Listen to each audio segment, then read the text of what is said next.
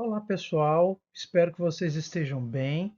Vamos continuar a nossa disciplina de Sol 552, Geoquímica de Superfície. E na aula de hoje, a gente vai falar um pouco sobre a composição química de solos e de sedimentos através de alguns processos específicos que ocorrem na superfície terrestre e que induzem alterações da composição química. Só para reforçar, a gente falando de solos, fala de pedogênese, de gênese dos solos, de formação dos solos. E toda vez que a gente falar de solo, a gente tem que lembrar daquele conceito que nós já apresentamos na primeira aula para diferenciar o solo dos sedimentos. E aqui a gente também pode acrescentar em todos aqueles outros aspectos do solo ser um corpo trifásico, de diferentes dimensões, formado por agregados, que estão distribuídos em horizontes, compostos por partículas sólidas, orgânicas e inorgânicas, nós podemos também acrescentar que todos esses elementos representam uma interação entre aquilo que a gente chama de fatores de formação do solo. Ou seja, o solo tem características particulares que refletem a sua gênese. E a sua gênese, por sua vez, está relacionada com alguns elementos da paisagem e como esses elementos interagem entre si. Os elementos que formam o solo ou que ajudam a formar o solo são os fatores de formação do solo. E esses fatores são 5. O primeiro deles é o MP, o material parental. E aí veja bem, eu não estou falando de rocha, eu estou falando de material parental, porque um solo ele pode sim ser derivado do intemperismo de uma rocha, por exemplo, do intemperismo de um basalto, de um granito, de um gneiss, de um quartzito, de um itaberito, mas ele também pode ser formado por sedimentos fluviais que foram depositados numa área. Ele pode ser derivado de colúvio que veio transportado por erosão e sedimentou numa área mais baixa. Ele pode ser derivado de sedimentos orgânicos. Então, existem diferentes materiais que podem dar origem aos solos. E esses diferentes materiais nós chamamos de materiais ou material parental. E conhecer o material parental é muito importante para entender sobre as características do solo. Além dos materiais parentais, a gente também tem a ação do clima na formação do solo, na medida que a precipitação e a temperatura eles são cruciais para se entender alguns processos físico-químicos que ocorrem na formação dos solos. Por exemplo, em ambientes de elevada precipitação, como a floresta amazônica, como grandes áreas da Mata Atlântica, a gente tem a tendência à aceleração do intemperismo, principalmente o intemperismo químico, que, como a gente já viu, destrói alguns minerais, principalmente aqueles minerais mais sensíveis, mais frágeis, mais susceptíveis ao intemperismo, e tende a concentrar minerais que são mais resistentes ao intemperismo. Por sua vez, quando a gente tem climas mais secos, ou pelo menos menos chuvosos, como é da Caatinga, ou até de ambientes desérticos, a gente tem uma desaceleração do intemperismo. É como se a gente colocasse o pé no freio, né? E essa desaceleração vai fazer com que os solos tenham ou sejam mais ricos em uma diversidade maior de minerais, às vezes de minerais que podem até ser encontrados nas rochas ou minerais que são muito susceptíveis a sofrerem intemperismo. Isso porque, numa condição de menor precipitação, esses minerais não vão ser tão facilmente destruídos. Uma coisa também muito importante é a evapotranspiração. Se a gente tiver uma evapotranspiração maior do que a precipitação, eu posso também induzir a formação ou neoformação de minerais. É muito comum em ambientes áridos e semiáridos, onde a evapotranspiração é muito maior do que a precipitação, que a superfície do solo e até mesmo das rochas fique coberta por crostas de sal. Quem já viajou um pouquinho pela América do Sul já deve ter encontrado em algumas áreas desérticas essas crostas de sal que ficam na superfície, embora a gente também consiga ver isso com uma menor intensidade aqui no Brasil. Essas crostas de sal estão associadas com a ascensão da água que está lá no lençol freático.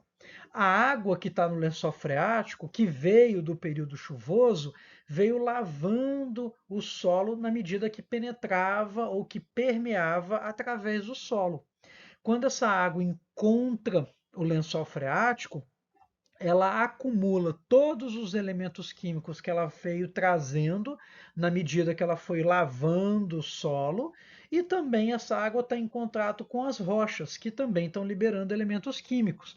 E essa água muitas vezes fica até salobra, fica com um cheiro estranho, né? Fica com um gosto muito forte, porque ela é muito rica em elementos químicos. Quando a gente tem, em condições semiáridas, uma evapotranspiração muito grande, essa água salobra que está no lençol freático, ela consegue ascender contra a gravidade. Ela sobe por capilaridade, porque a gente tem uma diferença de temperatura, a gente tem uma diferença de potencial. Os horizontes do solo mais próximos à superfície estão muito mais secos, numa temperatura muito mais alta, do que aqueles na subsuperfície, que estão muito mais frescos, vamos dizer assim, numa temperatura muito mais baixa e muito mais úmidos. Essa diferença de potencial induz a migração da água, que leva, que carrega junto os elementos químicos. E aí, na medida que a água vai ascendendo para os horizontes superficiais, ela vai esquentando, afinal de contas, esses horizontes superficiais elas estão numa temperatura muito mais alta. A água pode evaporar parcialmente ou totalmente e induzir a cristalização de sais. E aqui, aqueles sais que estavam dissolvidos na água agora vão ficar precipitados. E isso ocorre com uma intensidade muito grande na superfície, porque é justamente o horizonte que está mais quente, que tem uma temperatura mais alta. Além da precipitação e da evapotranspiração, perdão, a gente tem a temperatura como um fator crucial na formação dos solos. A temperatura, tanto a temperatura média quanto a oscilação da temperatura, são cruciais para a formação dos solos. Pensem comigo, ambientes muito mais quentes, a gente tem uma aceleração de algumas reações químicas. Ambientes mais frios, eu tenho aceleração de outras reações químicas. Geralmente a hidrólise, a ação de ácidos é muito mais forte em ambientes de alta temperatura, e ambientes de temperatura mais baixa favorecem reações de oxidação. Então, tanto temperaturas mais baixas quanto temperaturas mais altas, eu posso favorecer ou desfavorecer reações químicas. Favorecer principalmente também a reações que envolvem atividades biológicas. Né? Temperaturas mais altas, especialmente se estiverem associadas com uma maior umidade, vão favorecer muito o intemperismo químico biológico. Então, a temperatura por si só já é um fator importante. Se eu tiver também uma oscilação que pode ser sazonal ou até mesmo diária, isso também vai favorecer muito a formação dos solos, porque vai induzir intemperismo. Pensem em áreas altas, em áreas montanhosas, ou até mesmo áreas desérticas, como a gente tem uma oscilação da temperatura muito grande ao longo do dia, tendo temperaturas muito baixas à noite, temperaturas muito elevadas ao dia, isso favorece expansão e contração dos minerais, que vai induzir a quebra desses materiais, como a gente já bem sabe, e que vai produzir agora partículas em tamanho da fração grossa, que vai compor os minerais, que vai compor os solos. Então, o clima, os agentes climáticos são cruciais para formar solos com características diferentes também. Além do material parental e além do clima, a gente também tem o relevo como um fator muito importante para a formação dos solos.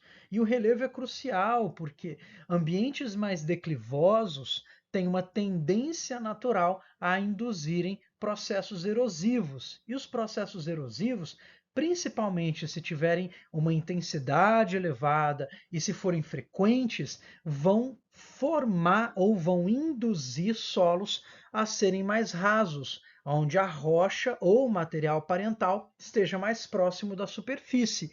Já ambientes de relevo mais plano ou suave, eles vão desfavorecer a erosão, pelo menos a erosão em sulcos, e isso pode favorecer a formação de solos mais profundos, solos onde a rocha pode ficar muito distante da superfície. E ambientes mais declivosos, eu favoreço um escoamento superficial. Ambientes de relevo mais plano, eu favoreço uma maior infiltração, que pode induzir uma lixiviação mais intensa, um empobrecimento químico, um intemperismo químico mais intenso. Por que eu digo pode? Porque tudo depende da interação entre esses elementos também. Não adianta nada eu ter um ambiente de relevo plano se eu tenho, por exemplo, um clima com chuvas concentradas em pequenos ou poucos meses, como é o clima semiárido. A gente tem chuvas torrenciais que caem em 1, 2 meses e o resto do ano a gente tem praticamente uma evapotranspiração 4 vezes maior do que a precipitação.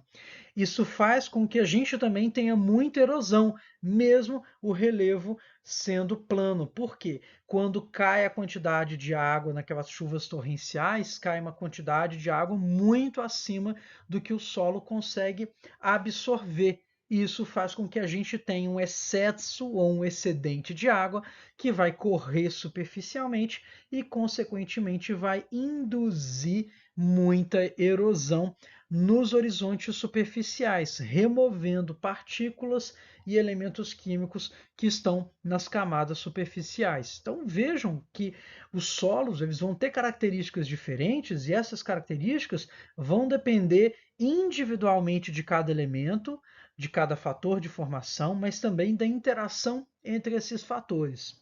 E essa interação ela fica muito clara quando a gente fala do nosso próximo fator de formação, que são os organismos. Os organismos, eles respondem a uma variação climática, eles respondem a uma variação do material parental, eles respondem a uma variação do relevo e também, por si só, também influenciam a formação dos solos. É muito fácil a gente entender, por exemplo, como é que eu tenho uma cobertura de cerrado em solos muito pobres quimicamente e eu tenho a caatinga associada a ambientes que têm uma elevada fertilidade natural química ou uma elevada disponibilidade de nutrientes. As espécies vegetais da caatinga e do cerrado, se eu tentar fazer uma troca, elas não vão crescer. Se eu pegar uma árvore que cresce no meio de um solo de alta disponibilidade de nutrientes lá na caatinga e tentar transplantar ela para a área do cerrado, ela vai morrer. Se eu tentar fazer a mesma coisa para as árvores do cerrado, várias delas não vão nem crescer, porque elas estão associadas ou elas estão acostumadas, entre aspas, a crescer em ambientes completamente diferentes. Por quê? Porque essas árvores, aí falando da vegetação de uma forma geral, ela exuda, ela libera ácidos orgânicos de acordo com o pH, de acordo com a textura, de acordo com o ambiente, o solo que ela está acostumada a crescer, para absorver água e nutrientes. Então, aquela cobertura vegetal, ela está acostumada com um determinado tipo de solo, porque ela já sabe, entre aspas, sabe como extrair nutrientes dali. Também existem alguns estudos muito interessantes que mostram como a própria vegetação consegue mudar a química do solo, enriquecer e empobrecer o solo em alguns elementos químicos, de acordo com a sua vontade. Falando de organismos além da cobertura vegetal, a gente também tem os animais que podem muito bem alterar as características do solo. É muito conhecido na literatura como os cupins, formigas, aranhas, minhoca e até caranguejos, siris e crustáceos, de forma geral, podem induzir a alteração das propriedades físicas e químicas dos solos. Então, os animais que constroem galeria, que vivem no solo, eles também alteram muito das características do solo. E, por fim, a gente tem como último elemento o tempo. Por quê? Nós precisamos entender que todos esses fatores de formação, eles interagem entre si ao longo do tempo. E ao longo do tempo essa interação pode mudar. Vou dar um exemplo muito simples, muito comum, fácil de entender. Eu posso ter uma alteração das condições climáticas. Eu posso ter há 10 mil anos atrás, um clima muito mais úmido do que eu tenho hoje numa área. E esse clima que foi ficando mais seco, na medida que a gente se aproxima do presente, vai alterar quais são os processos físico-químicos que vão ocorrer numa área, então vão alterar as características do solo, bem como vai alterar a cobertura vegetal, e isso vai induzir uma alteração das propriedades do solo pela ação dos organismos também. Ao longo do tempo, também é muito comum que a gente possa alterar, por exemplo, a altitude de uma área.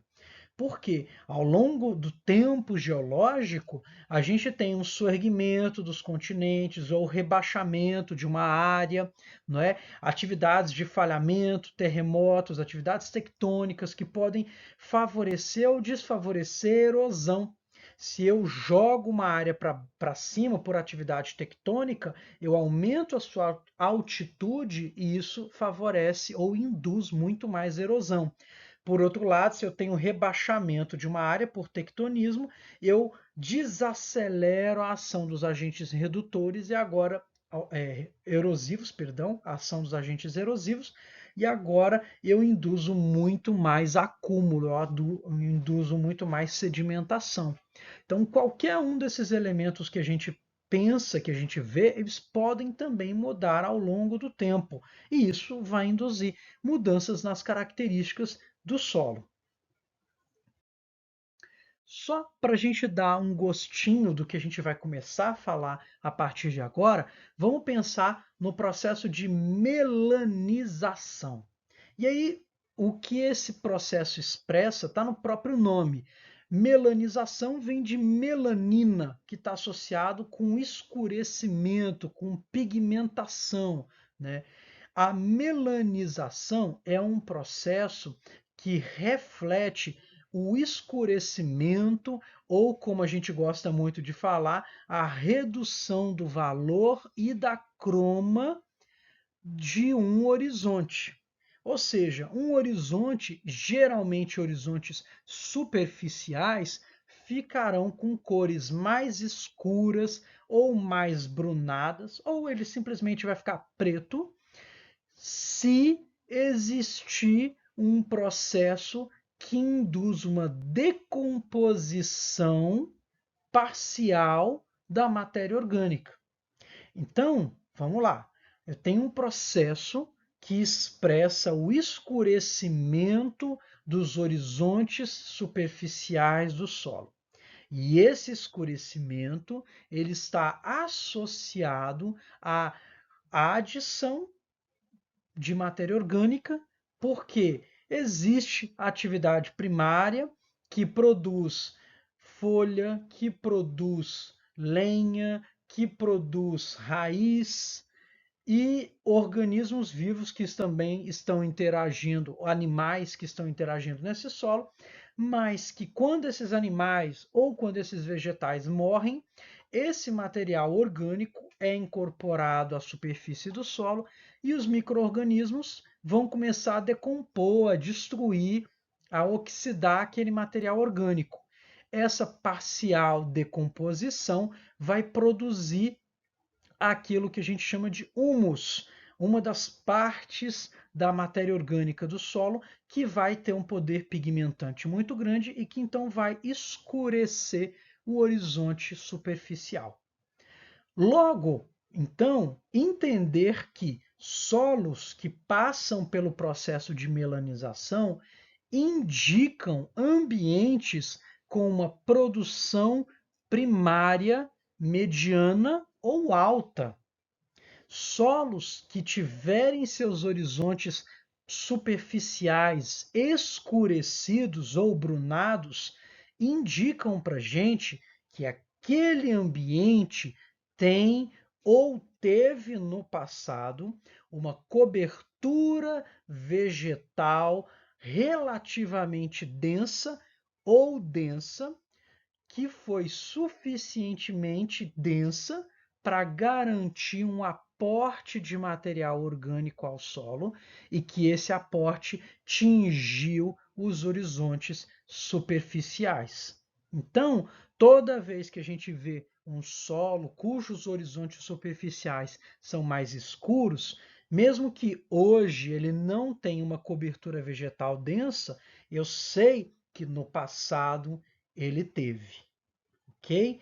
Só vou fazer uma pequena exceção para isso, que nos interessa bastante nesse curso, é que a melanização ela também pode ser induzida por nós, seres humanos.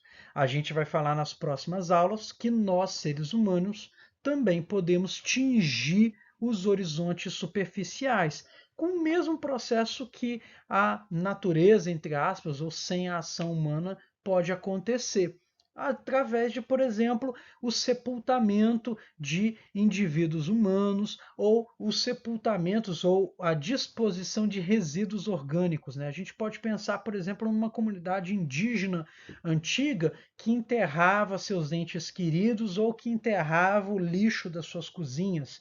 E esse material vai sendo decomposto e vai adicionando carbono aos horizontes superficiais. Então, essa melanização, ela é um processo que indica uma adição grande de carbono orgânico, e isso por si só já é algo muito interessante, já é algo importante.